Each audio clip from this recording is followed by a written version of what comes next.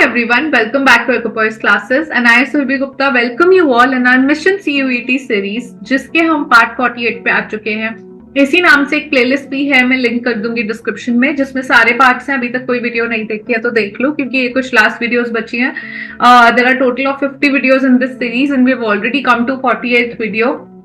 ये week special है क्योंकि हमने वीक डेडिकेट किया है माइक्रो इकोनॉमिक्स को। माइक्रो इकोनॉमिक्स इसलिए क्रिटिकल है क्योंकि I know lot of you need revision of the concepts that are going to be very critical for you all in the examination. So हम आज consumer behavior पे बात करने वाले हैं. First we will go through the theory of utility analysis and then we'll practice the questions. ठीक है, जैसे मैंने कहा यूटिलिटी एनालिसिस है।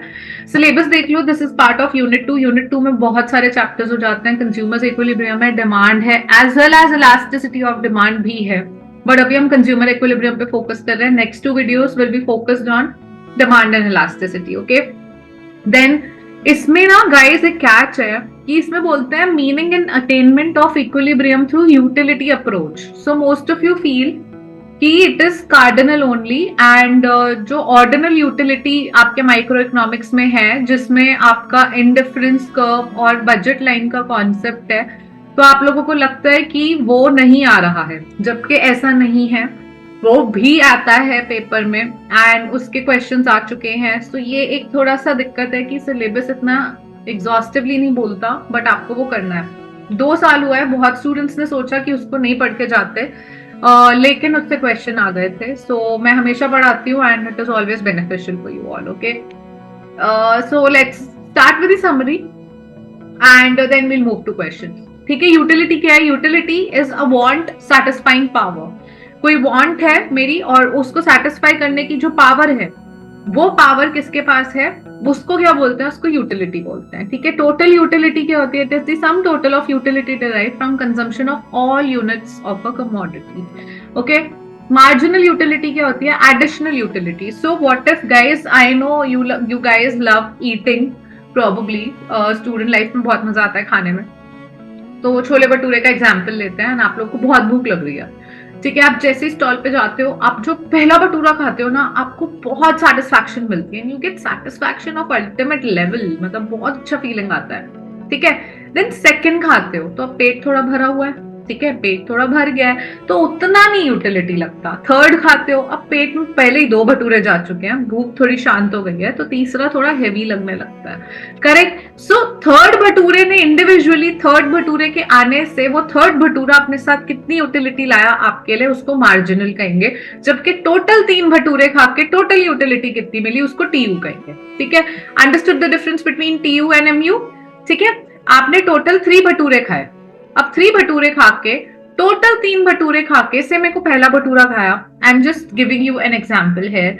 मैंने फर्स्ट भटूरा खाया, मैंने ऐसे नंबर दे दिया, मुझे क्योंकि इतनी भूख लगी थी ना, वो मुझे एक बाइट बहुत ही अमेजिंग लगी and I just loved it. इतना ज्यादा कि उसने मुझे 50 यूटिल दे दिए।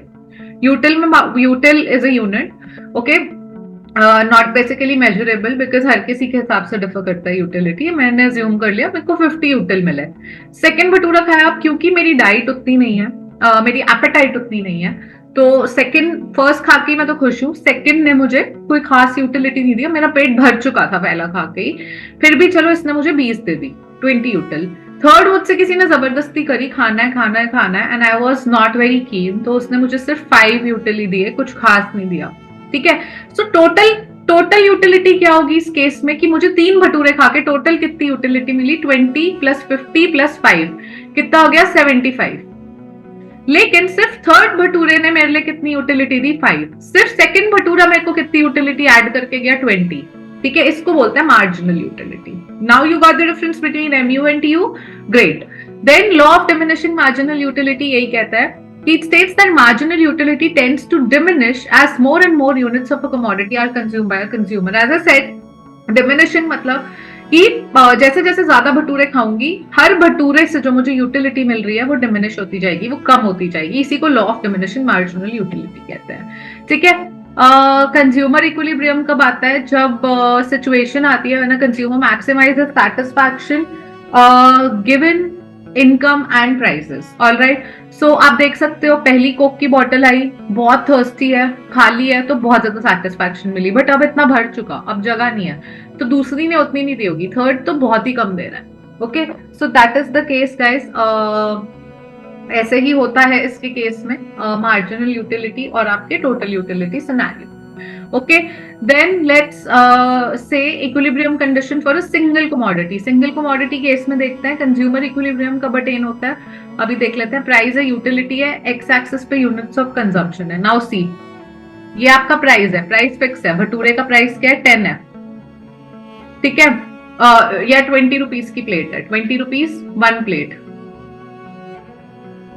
Now your marginal utility is declining, ठीक है, आपको पहले भटूरे ने 50 दी, बहुत ऊपर, सेकंड भटूरे ने, ये फर्स्ट भटूरा था, नंबर ऑफ यूनिट्स कंज्यूम, ये सेकंड भटूरा था, सेकंड भटूरे ने आपको सिर्फ 20 यूटिल दिए, और आपके थर्ड भटूरे ने तो आपको कुछ भी नहीं दिया, या चलो थर्ड भटूरा ये रहा मेरा, इसने मुझे 5 दिए, ठीक है।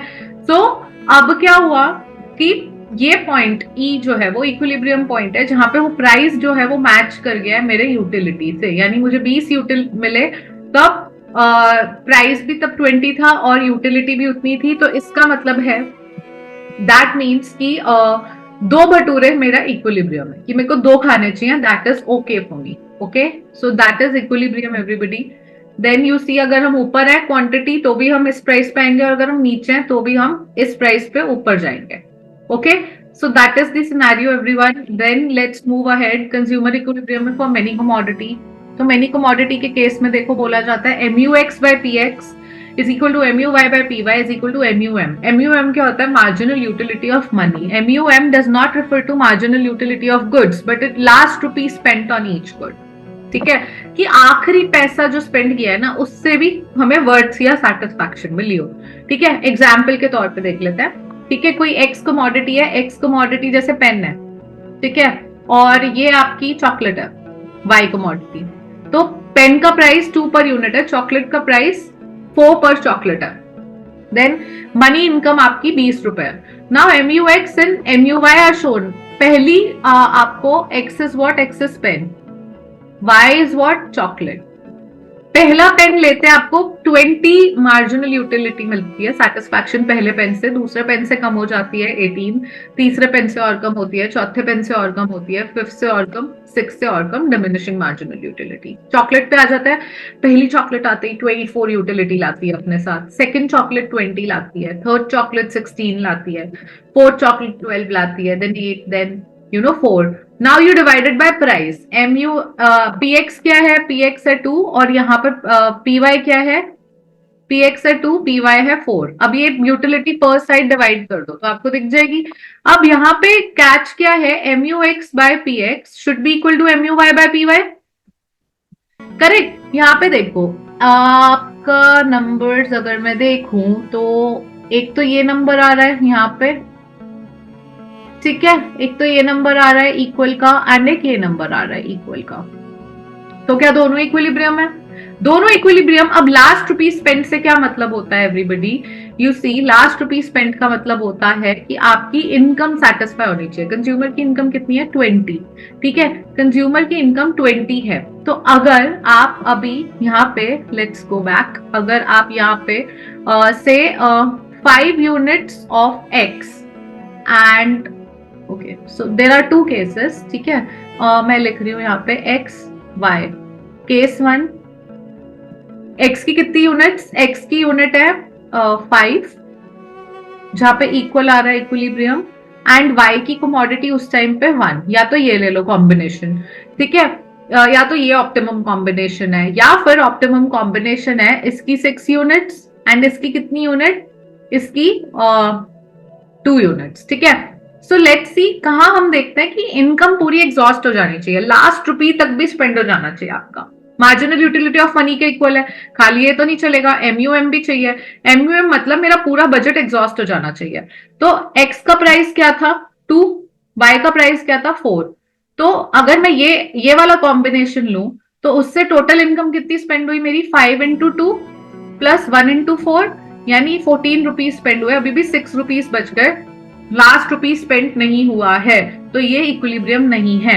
अब आ जाते हैं सेकंड केस पे, 6 इंटू 2 प्लस 2 इंटू 4, ये कितना हो गया 12 प्लस 8 इज इक्वल टू 20, यानी मेरी पूरी इनकम स्पेंड हो गई है। तो मेरा ऑप्टिमम कॉम्बिनेशन क्या होगा, ये वाला, ये मेरा इक्विलिब्रियम होगा कि जहां पर 6 units of X and 2 units of Y, 6 pen and 2 chocolates is optimum combination in our case. ठीक है, this is multiple quantity case everyone.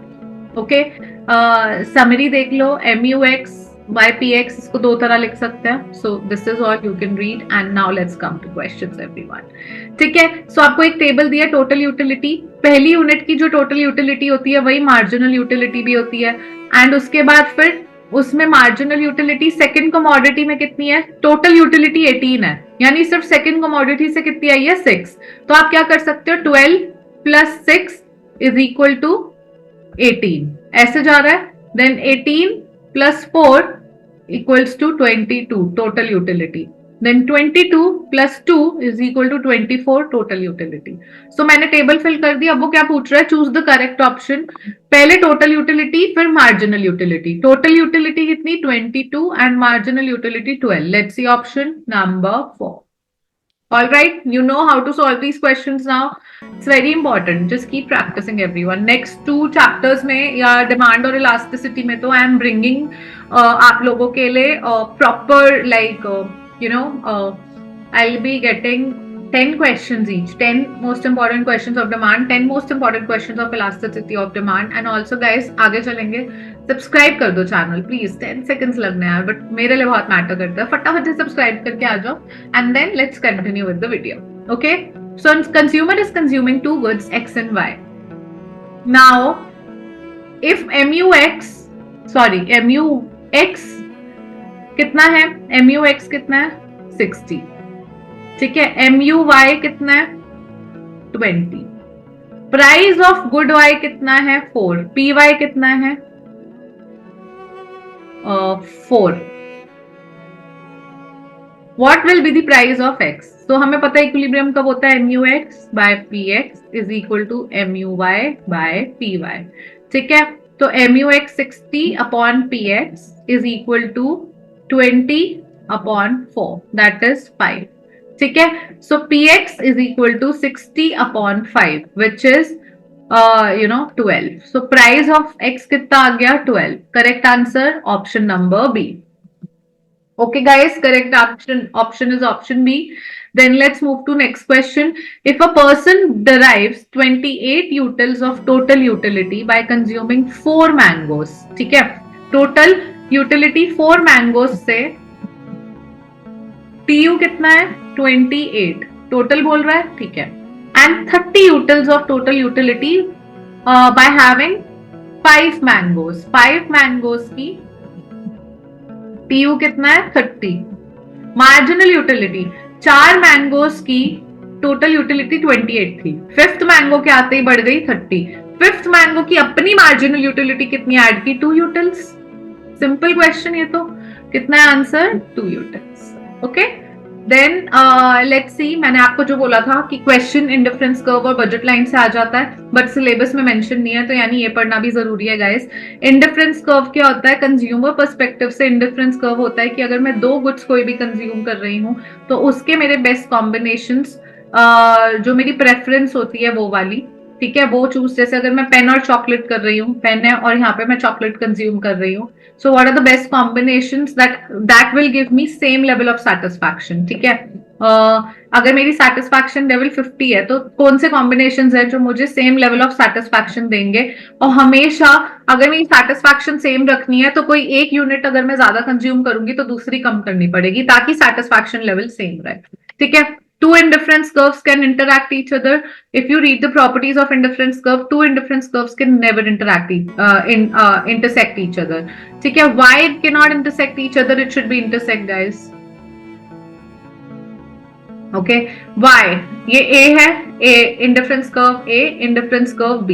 अब A पे मुझे जो point 1 है और point 2 है वो same level of satisfaction देते हैं, और यहाँ पे भी मुझे 0.3 और 0.4 सेम लेवल ऑफ सेटिस्फैक्शन देते हैं, और ये 0.5। ठीक है, तो ऐसा नहीं हो सकता कि ये वाला इंडिफरेंस कर्व और ये वाला इंडिफरेंस कर्व पे ये वाला पॉइंट जो है वो मुझे same satisfaction they. Okay, what am I trying to explain you? Ki if point 5 and point this is same, and then point this and this also same, but these are not same. Okay, A is equal to B is equal to C, but A is not equal to C. Transitivity नहीं आ रही, तो this is not possible. So this is incorrect statement. Higher indifference, higher satisfaction, of course. जितना ऊपर indifference curve होगा उतनी satisfaction होगी. This is true. Then and IC can touch x axis. Indifference curve किसी भी axis को touch नहीं करता. ठीक है, so it is incorrect. Again, C is incorrect, and slope of IC is MRS, marginal rate of substitution, which is true. And so हमारा जो वो बोल रहा है, choose the correct statement, हमारी हो गई B and D. B and D is the correct. So that means you have to go and read budget line or indifference curve ki properties. Okay, this is very critical.